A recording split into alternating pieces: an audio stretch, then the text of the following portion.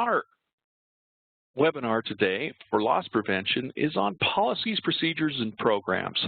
And this is one, as I approached this webinar, I thought, wow, I can go a lot of different directions with this topic, but it's one that I think is so important. As we go around, we do risk assessments. Sometimes we'll do a really minor audit, a small audit of some policies, or ask questions, do you have a policy or procedure on this or that? And that's one area that I see a lot of our local governments may have some challenges. And so I wanted to talk about some best practices today to help us have good policies, procedures, and programs. We'll talk about a little bit more, and do they really work? It's one thing to have a binder or a file cabinet full of policies and procedures, but are we actually using those things, and do they accomplish what we want them to accomplish? I think I'll start off by telling a story about myself. Sorry about that personal story, but it's one that hits fairly close to home because of my career path. Working on about 15 years ago, well, not quite, but quite a while ago, I got a call from an associate. Said, "Hey, we need somebody to work for the Salt Lake Organizing Committee for the Olympics." Great opportunity, and he gave me all kinds of wonderful, exciting things that I'd be involved with. And said, this is a great career opportunity, and I looked at it and I said, this is something that could be very exciting, and also a great thing for a career. So I signed on to work for SLOC, and interesting organization to work for because it's only going to be around for just a few years, and then the Olympics are done and they disband everything, and you're unemployed and you have to go forward. The other side of that is they haven't been in existence for a long time, and so a lot of policies and procedures were not in place.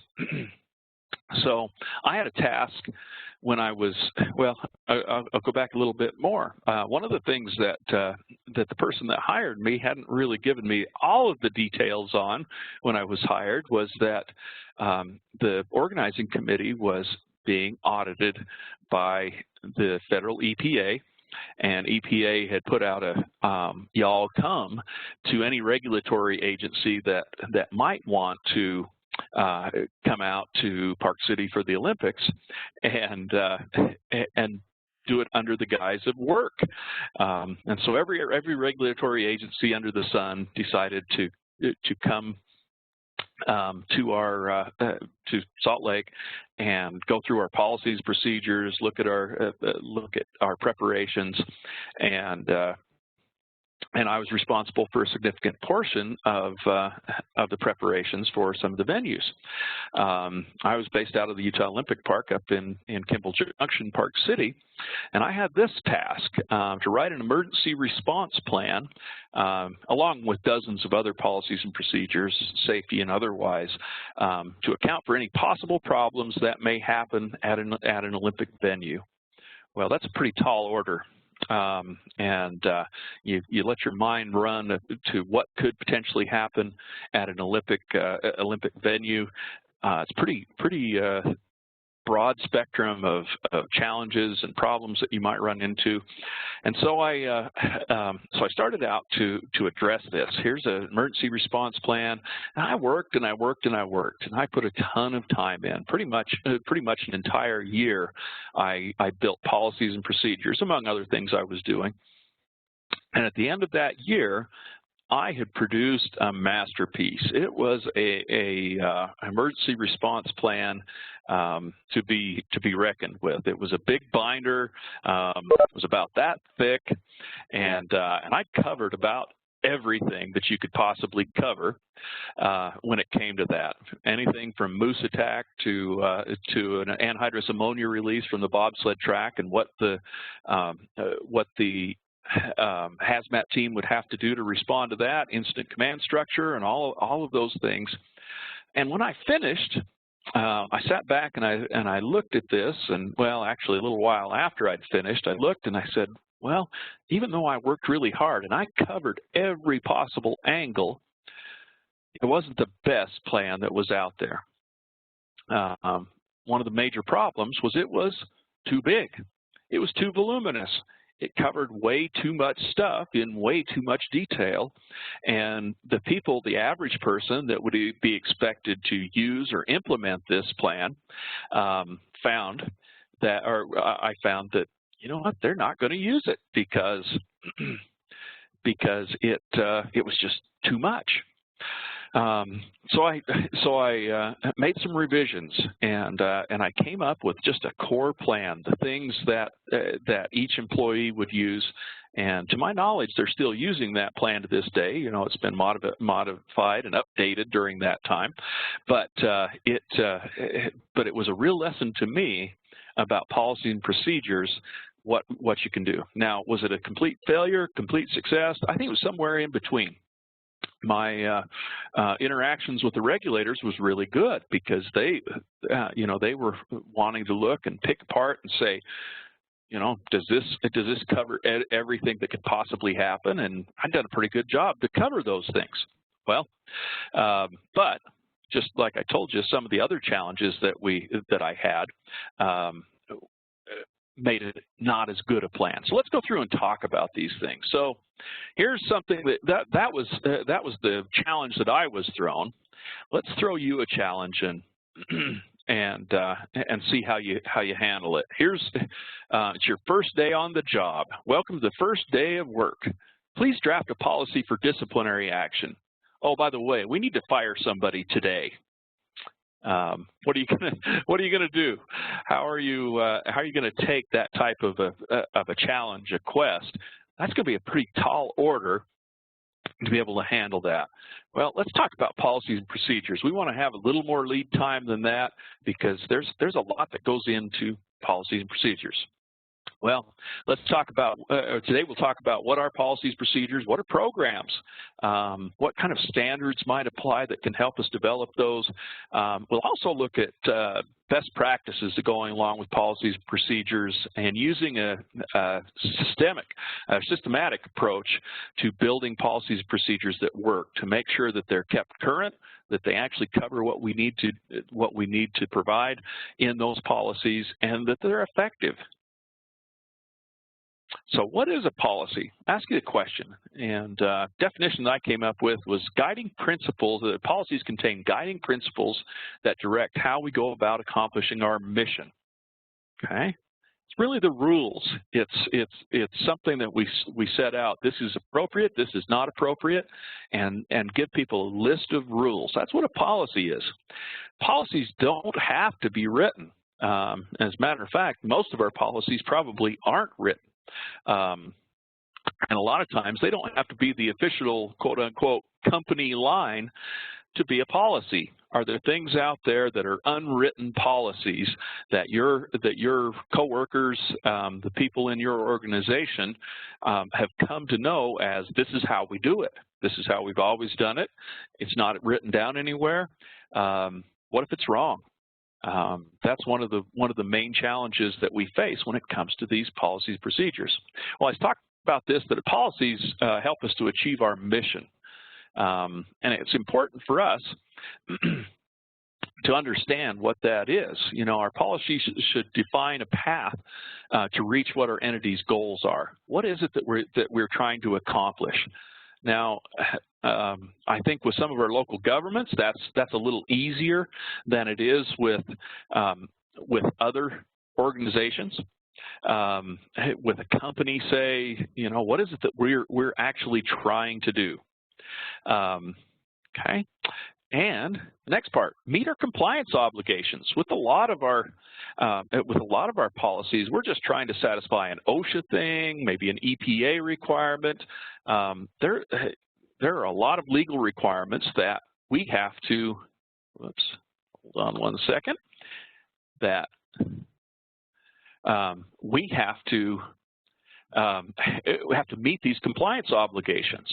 How do we do that? Well, sometimes they require you have to have a written policy on this. We'll talk about this at the later in the presentation. There is later in the presentation, I've got a slide that talks about OSHA policies. What OSHA policies are required? Looks like we are having a couple of people have some problems with the audio. Let me hold on one second. Sorry, folks. If you're able to hear me, please send me a message in the chat box. I'm not sure if it's just one person or several. Let's see. Brent or Doug, can you hear me? All right. I can hear you, yes. Hey, could you, could Beth Smith, let's see, Lorna can hear. Could you work with Beth Smith? Okay. To help her through that. I just saw a couple. Brent's working with Dana as well. Yeah. Okay. We've got a couple of gremlins working in the system today. Apologize for that. We'll work on that. They can go into their audio settings and go to the phone if they can't make it work. All right, so let's move on here. So compliance obligations, we've got those out there, and sometimes a written program is absolutely required to do that. Things like hazard communication, confined space, we have to have a written program for that. Okay, we want to define the rules for employee behavior. What's appropriate, what's not. And of course, I'm going to throw this in here because I'm the risk manager, but to prevent or minimize losses. How can a written policy minimize losses? Well, it shows what our policies are, what our procedures are, and it outlines those things. And if we're following those, many times we can defend against lawsuits. It can also prevent incidents and accidents from happening to start with, as long as we're following those policies and procedures. Okay, and one real benefit from policies is they can help us build our culture, whether it's a culture of safety or whatever the culture of our organization is. Those policies help guide that. What is important to us? If it's important to your boss, it'll be important to you. If it isn't, you probably won't be there very long. All right, so we ask ourselves the question, what is our mission? And we ought to all do this regularly, each of us, as we're working through the different policies. What is it we're trying to accomplish? What is the mission of our organization? What is our ultimate purpose? Now, some of us have that defined. We're set up, through a legislative process that says this is what you do, and here at the trust we provide insurance coverage as well as loss prevention services and other services to local governments, and it's pretty narrowly defined. Here's the mission of the trust, but we can look at that and add in additional statements that might give us a little broader, a little better understanding of what we're doing. Our mission should be defined. It should be written, and the employees, the people that we work with, should know what it is. Coming from industry, we worked in systems where we had a management system, and we'll talk about that a little more in just a minute. And what that did was it was not a legal obligation. It was something we'd taken upon ourselves to manage both our quality and environmental compliance. So our mission statement in there was a critical part of that.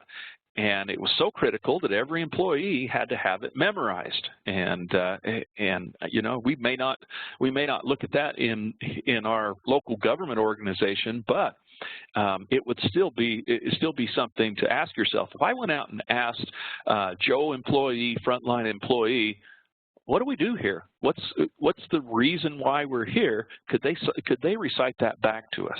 Okay. Then we talked about some of these other statements regarding safety. We have a safety charter for the trust that says this is what's important to us as it pertains to safety. But that goes to our ultimate mission of helping our members. equal opportunity, all these things can be requirements, but there are also things to help bolster what our policy and procedures do. All right, so ask a question. When do we need a policy? Sometimes there are legal requirements. So to meet a compliance obligation, we write a policy. Okay? This is probably the most important thing. It's because it's important. If we don't have a policy, or if we don't do this right, we can't mess this up. This could be, lives could be on the line. We could have, something, major disaster, catastrophe that comes from that. So that might be a reason why we develop that. Sometimes we do a policy just to get people to do or to not do something that we're concerned about. Okay. All right. So as we define our mission, let's write it out, make it simple. Make it visible. So here's one. Our safety charter at the Trust says, Utah Local Governments Trust is committed to the safety and health of its employees and members. We will commit whatever time and resources necessary to ensuring that our operations are done safely. So that's a commitment from our level that outlines how we perceive safety. If it means that I'm out driving back from Moab in the middle of the afternoon and I get drowsy and I need to pull off the side of the road and take a 5-minute nap or 10-minute nap, you know what, that's what we're going to do. We're not going to push the limits when it comes to safety. Okay, we want to make that visible, make sure people know what it is. All right, ask you, what is a procedure? Well, a procedure is a specified manner to carry out a policy. So we write a policy, here's the rule, here's what we're trying to accomplish, and the procedure gives us the specific steps that we need to take to accomplish that policy or that overall mission. Okay? So our policy might be, we will deliver safe water, drinking water, to our residents. Okay? Pretty simple. The procedure might outline each of those steps to collect, sanitize, store, pressurize, and deliver that safe water, meter, and bill, and all of those things that go along with it. The procedures are the action that we take. The overall goal we have might be our policy. Well, what's a program? We have these 3 P's that we talk about. A program is probably encompassing all of those things together. This is the overall effort that we put in to address a problem. Well, our problems are our residents need drinking water that is safe. Okay, so we build a policy. Here's what we're going to do, and then procedures around that. That's a whole program. It's really what we're going to do to accomplish our mission, not just the rules that accomplish it, but the individual steps. Okay? There are various regulations out there, and I'll talk a lot about OSHA because safety is something that's definitely on our mind and fits a little bit in more with our purposes. But things that OSHA requires would be things like a hearing conservation program. If people are overexposed or are exposed over 85 decibels, time-weighted average, then you have to put a hearing conservation program in place. That means you have to have a written program and on down the line the different procedures that we have to have for that.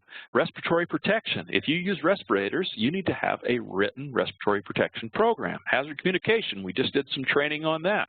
There were some big changes in the OSHA standard. Have we all updated our hazard communication program to meet the requirements that OSHA has changed in its standard? All right. Forms go along with all of this.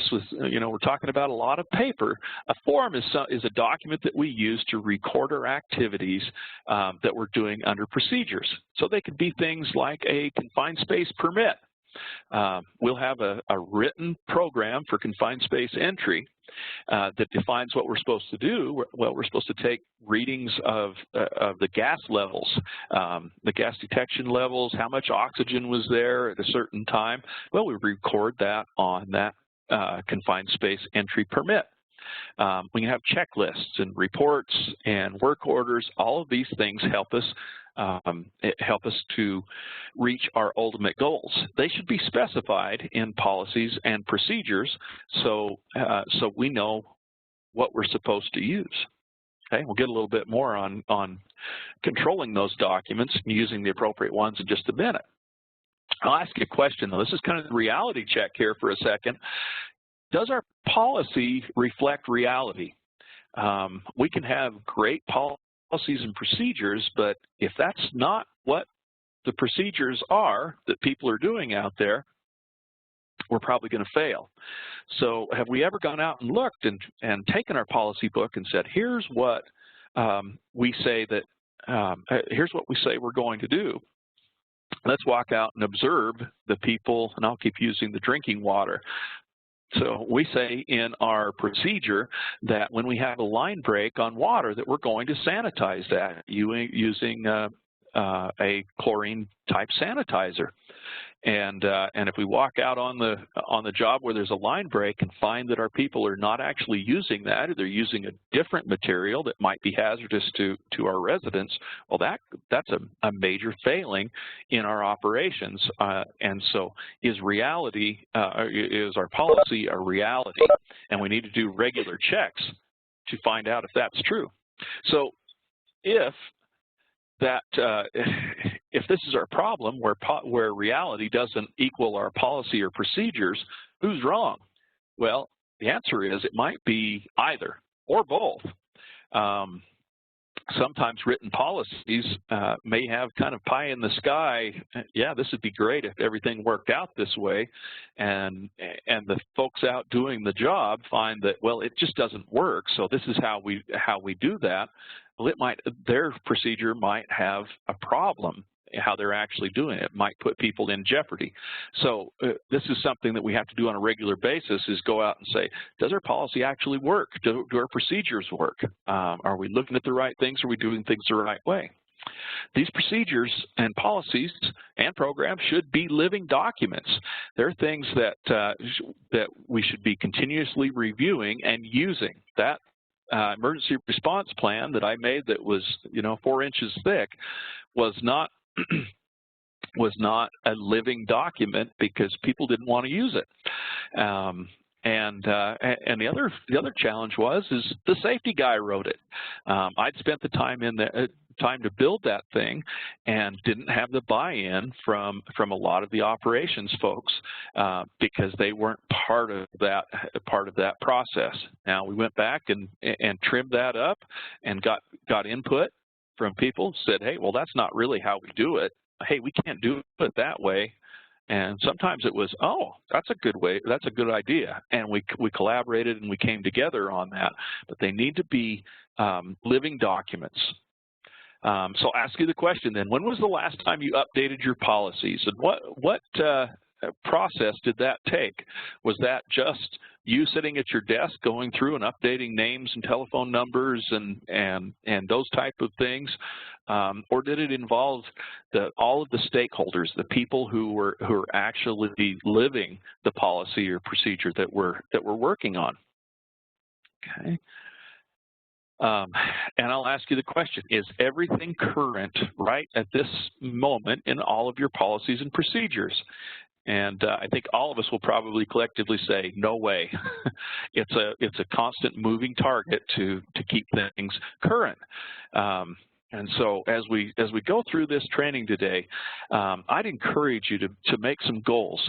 Put a reminder in your calendar that once every 6 months we're going to review, or even better than that, once a month we'll take a different policy, and each of the stakeholders will get a copy of that.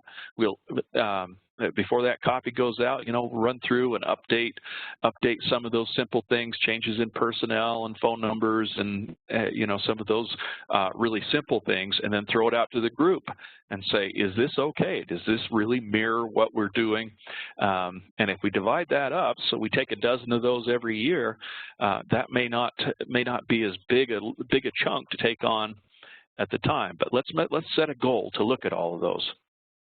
All right. Ask you one other question. When was your last legal review? When did you have your attorney take a look at your policy? Now, I'm not saying this is the do-all, end-all to have your attorney look at your policy. What is an attorney going to look for? Well, they're going to look for some really basic things. Does it meet legal compliance?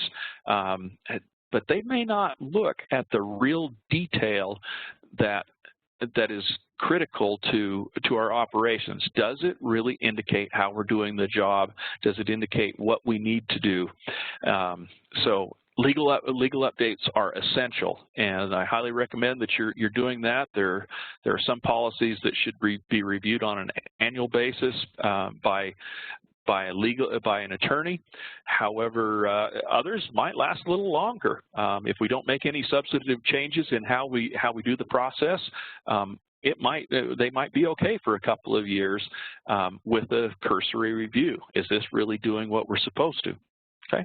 Policy format. You can choose whatever you want. I'll just give you some. I've made about every mistake in the book. So I'll give you some advice from the book of Jason. Make sure that that whatever format you decide to use, you stick with it. Stay with that same format throughout all of your policies. One of the regular issues that we see as we go out and look at policies procedures in our member entities is that the policies in the police department do not look anywhere close to the policies for public works or the library or any of those. We don't have a consistent format for our policies. So pick something out. You know, you can use this standard formatting. Hey, if you look at section 1.1.2.6.12b, you know, that's, if you like that stuff, that's great. If not, you know, make it really simple. But whatever we do, let's make it plain speech, particularly with procedures. Can the average worker understand, read, and use the policy and procedure? If not, we probably ought to take another look at that and say, this is not going to be effective if this person can't, if the average person can't understand and use that. All right. Policy elements, and these are kind of the standard ones. Once again, I recommend that you have a standardized format and that you always have at least these minimum things. What's the purpose of the policy?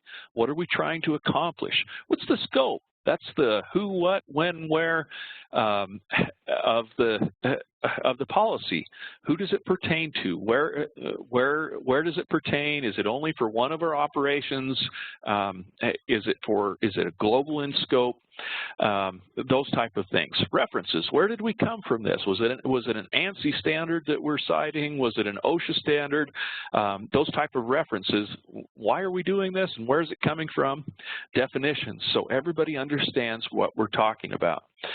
And responsibilities. That accountability is a critical aspect to any policy and procedure out there.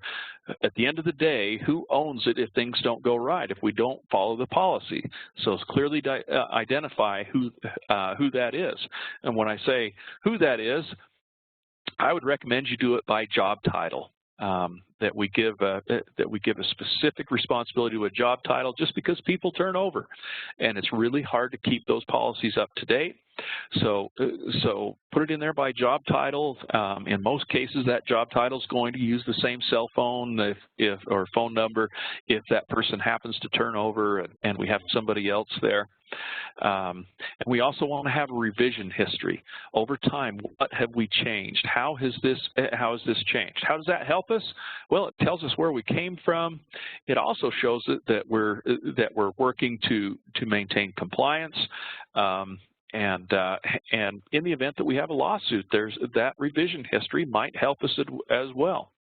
Okay, so that's something that we do just at the end of the policy and say, you know, it was an annual update. We updated for the people, or it was, you know, it could simply be annual update, no changes.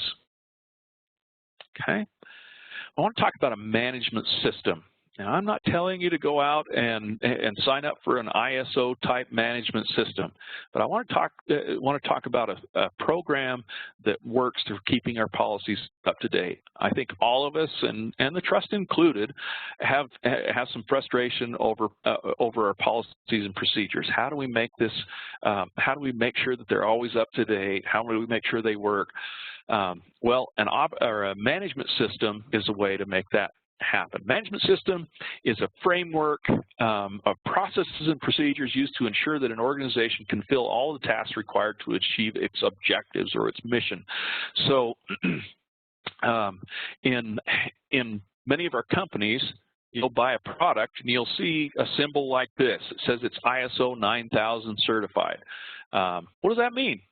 What does it mean to buy a product from an ISO 9000 company? Well, it means that they have a management system that says their processes will ensure a quality product. For ISO 14000 focuses on environmental management, and we have some on safety and health as well. This is just a framework to make sure it's done right. Now, I want to go through this quickly, but I'm definitely available to anybody that wants to talk through doing a management system. I think it's really the best way that we can assure our policies and procedures are in the shape that they need to be. So they provide consistency, accuracy, compliance, and we always are able to keep up-to-date information by using that. Here's the different parts of that, different elements from that. We'll go through each one of those quickly. So here's the initial noodling stage that helps us determine what policies, procedures do we need. It's identifying our aspects. What do we do? And down to the minute detail of at the trust, we provide training, and to provide that training, we have to drive cars, and so we drive a lot of miles. Well, we look at the impact of driving on the employees at the trust. Well, that could have a major impact on our safety. And so, should we have a procedure, a policy in place for that? We drive various types of vehicles around, pull trailers. Should we have a policy and procedure on that? Well, yeah, absolutely, because we look at the potential that we have there. So, example here, provide culinary water to city residents through a system of wells, tanks, pumps, underground pipes, meters, and associated equipment. That's what we do. That's the aspect. What happens if that goes wrong? So providing water, primary drinking water, if we have a water main break, well, that can flood people's homes, or businesses, or who knows what it could be. If our sanitization fails, we could get sick people from that. So here's two situations where we should have some sort of policy or procedure in place that will guide us in the direction we need to go. So what are the aspects of our business, and what are the impacts if that doesn't go right?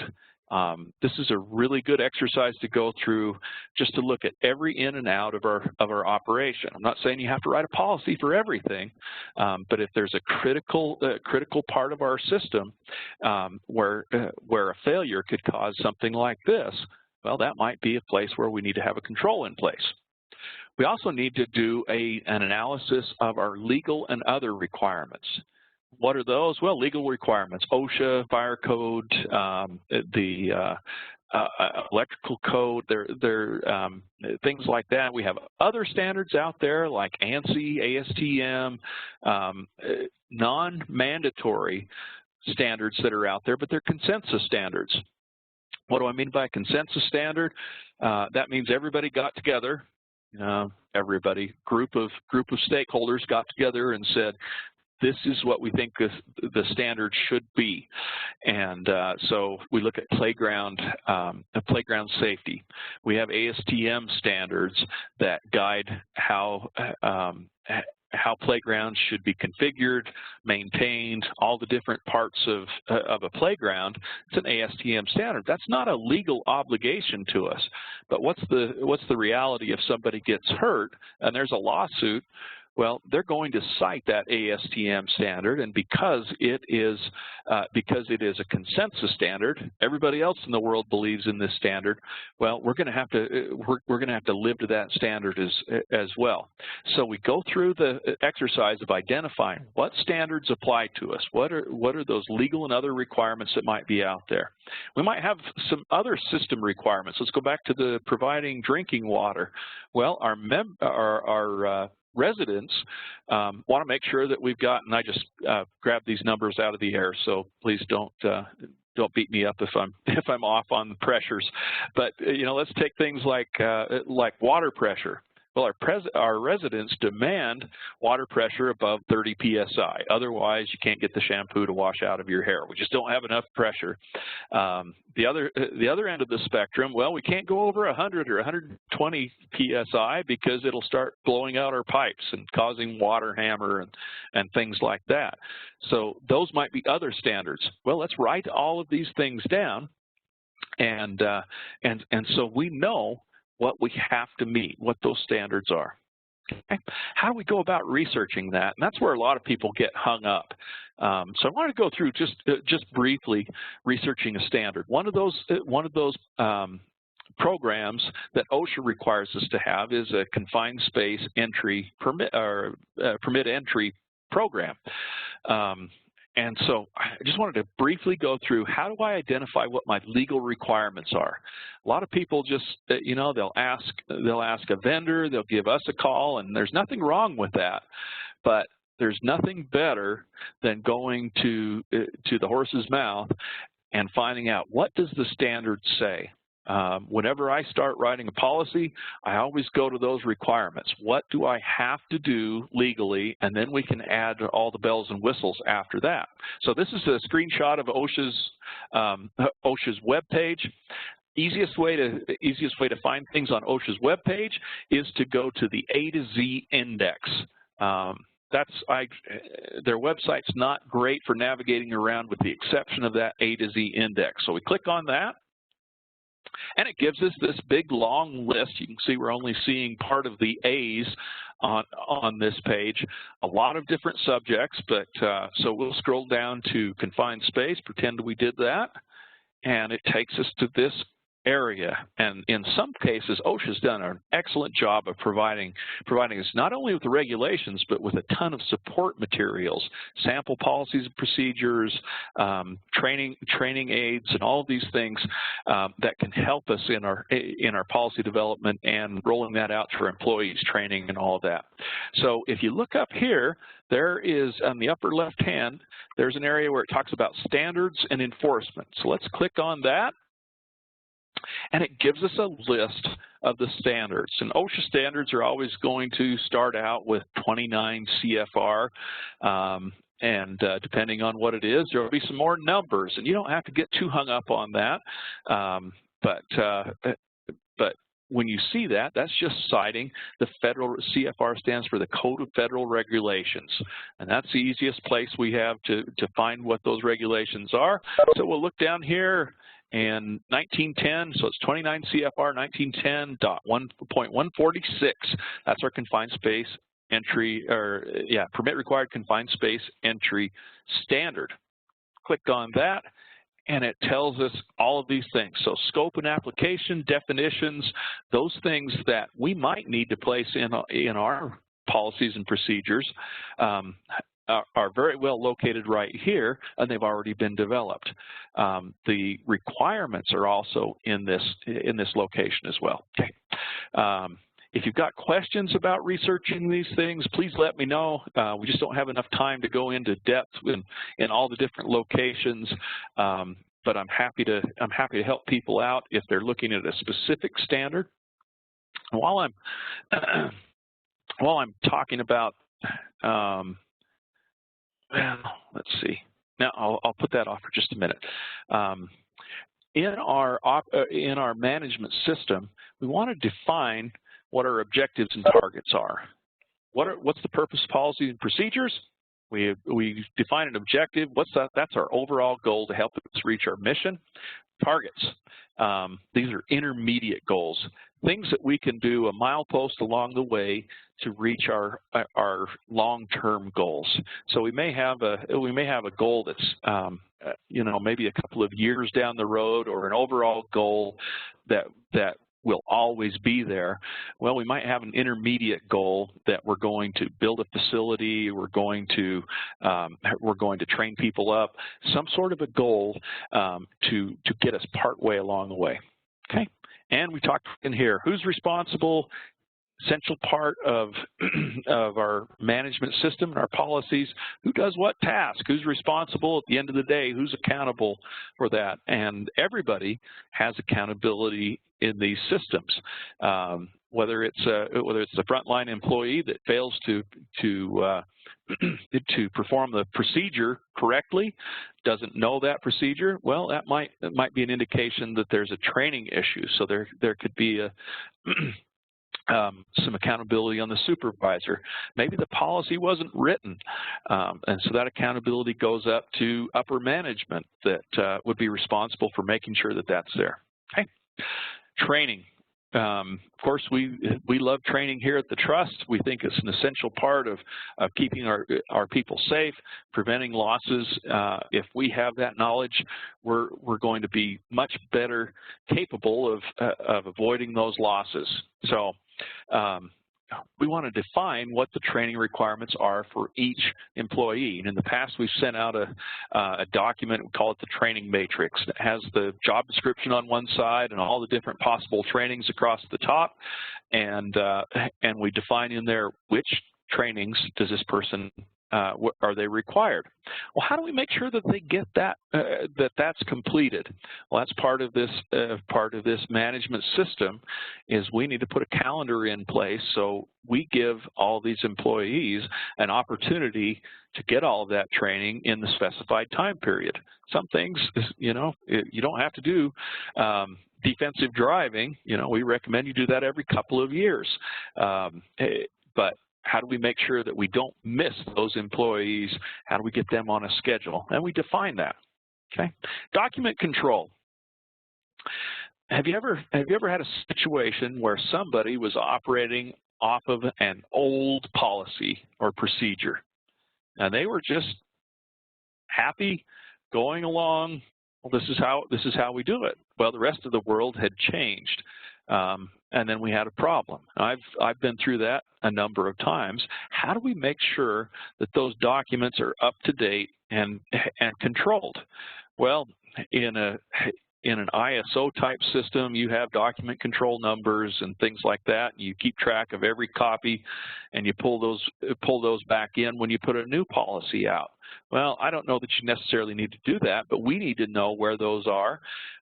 We need to make notification every time we update a policy. Now, training's part of that, but we also want to make sure that the physical copies, if they're using a hard copy, that those are collected and updated.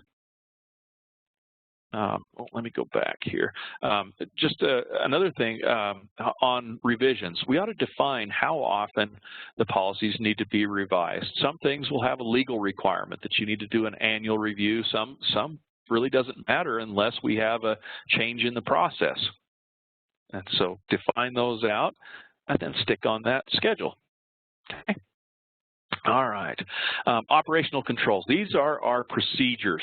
This is how we do the job. So that could be a lockout, tagout. That could be how to fix a line break. Do we have written procedures on those things? I'll just throw this out here. Can we hold somebody accountable for failure to follow a procedure if it isn't written down? And they may not have been officially trained on that. That's going to be hard to hold somebody accountable unless we have an official policy and procedure. Okay, ask ourselves: is that really how it gets done? Are those critical processes documented? You don't have to have a policy for every simple task that we do out there, but if it's a critical process that could lead to a major failure or somebody getting hurt or killed, then there should probably be a process in place for that. Okay, we want to go back and check, do periodic audits. We just did a presentation last week on doing facility audits. That's one great way to check these things out. But walk out as if you're in a management or supervisory position, let's go out and audit the process. Walk through, are they really doing it the way it says in the process? And it might be something as simple as asking one of the workers, hey, take me through this process. How do you do that? And if they don't understand that, well, is that a failing of the employee? It might be, but it might also be a failing of our overall system and management of not pushing that knowledge down to the frontline employee. In ISO type management systems, they'll have a third-party auditor come in. What's the value of a third party? Well, most of us, I think all government entities have audits, but they're really focused on financial side of things. You know, does somebody have their hand in the till, siphoning off some money? Well, does that make us function better from a financial standpoint? I think we'd all say yes, absolutely, it does. And if we look at this on our other procedures, if we have a regular audit coming in, that might just be management coming in and looking. You might want to bring a third party in. It just depends on your operations. Corrective and preventative actions. So if we identify a deficiency, either through an audit or we're just out walking around and we see a problem, how do we make sure that those things are corrected? And that might be through some sort of a corrective action. That could be a work order system. That could be something that we do, a form that we have that, called safety maintenance work order. But you want to have a way that we capture that issue and follow it through to completion. When we go out and do risk assessments, we send you what we call a safety action register, and it's just a list of the findings that we had. And the goal is that you keep plugging away on those until you either complete those or you clarify those and say you didn't understand what this was. It's just so we don't lose that deficiency. All right, an evaluation of compliance, go through regularly, like we said, a legal update, where are we doing what we're supposed to? Are we doing it right? Are we legal? How often should we do that? Well, it depends on really the risk of the policy that we're dealing with. Some will have a legal requirement for updates. And then management review. Have management, whoever that may be, go through these processes and procedures and do a review. Are we doing what we said we'll do? Are we successful at that? If not, let's change our system. Let's change our policies and procedures. All right. I threw in here a few policies that are really must-haves for OSHA. If you have any of these types of operations, you need to have a written program for that. And I say program because that's how OSHA defines these. So emergency action plan and fire protection plan, those can be in the same thing, but we need to have something that that addresses all foreseeable emergencies that could happen. It might just be a simple, we have an office building, it addresses a fire, it addresses an earthquake or some of those simple natural hazards. We might have a wastewater or sewer treatment facility that's using gas chlorine. What if we have a release of gaseous chlorine? That's a big deal. So our procedure might be a lot bigger for that specific thing. So we identify that. Bloodborne pathogens, lockout, tagout, confined space entry, personal protective equipment, respiratory protection, hearing conservation, hazard communication. These are all policies that are required by OSHA if you're doing this type of work. And, you know, I didn't want to dive into the HR side of things too much, but, you know, FMLA policy, equal opportunity employment, non-discrimination policy, workers' comp return to work program, drug-free workplace, driver qualification. These are all critical policies for us to have in place to make sure that our employees know what's required of them, what their rights are, and many of these have some legal requirements along with that. I just looked at the clock and realized I've gone long, so I'm gonna wrap this up. A lot of people will ask us, hey, do you have a boilerplate for this or that? And the answer many times is yes, we do. But we've got a little, we're very careful about giving out boilerplates. We'll definitely give those out, but we always go along with that, giving some suggestions on making sure that this policy is yours. It used to be that we would send out a very voluminous employment policies and procedures. And it was good. The problem we ran into is many of our members would just adopt that lock, stock, and barrel without ever reading it or tuning that to what they do. And then they'd have a problem. An employee would come in and complain about something and say, well, it says right here in the policy, this is what we do, when in reality, this organization didn't do any of that. So be very careful about boilerplates as we're building policies and procedures. Beg, borrow, and steal. Nice thing about being in government, we're not in competition with each other. We can share our policies back and forth. If there's something that's really good, let's go out and borrow that from others. But always make sure that is fine-tuned to your organization. I had a now I won't go into stories, but I've had some experiences with that where I used a boilerplate that was that I hadn't fine-tuned. It was very voluminous, and I'd missed some stuff, and a regulator called me on it, and it was kind of an embarrassing thing. So think very carefully about that. Make sure it matches your operations. All right, I think I'm going to wrap it right there. Doug, did you have any questions that came in? I didn't see any come in on this side. If people want to ask a question, go ahead and type it into the chat box or the Q&A box.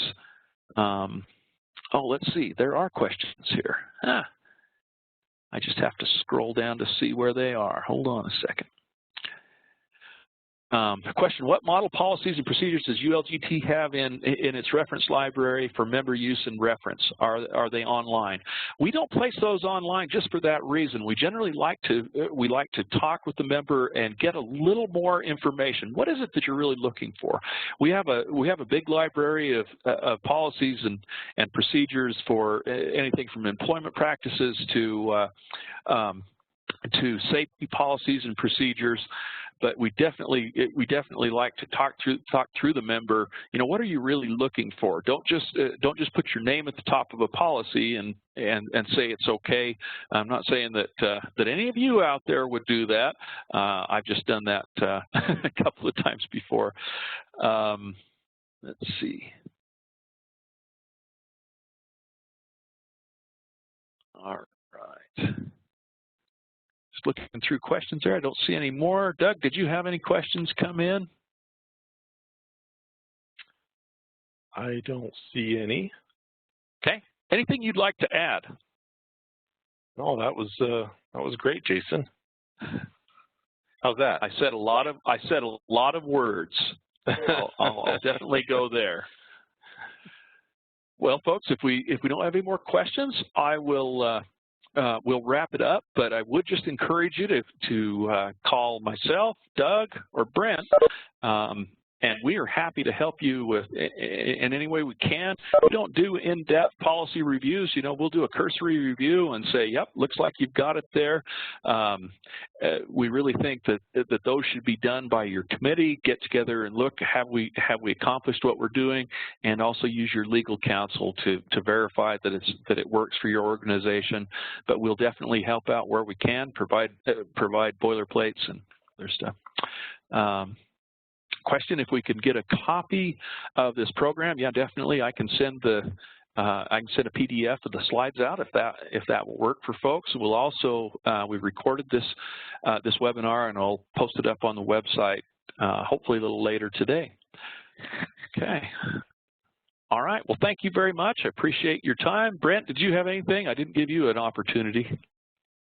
No, nothing to add. Great job. All right. Thanks so much. Appreciate it, folks. Everybody go out and have a safe day.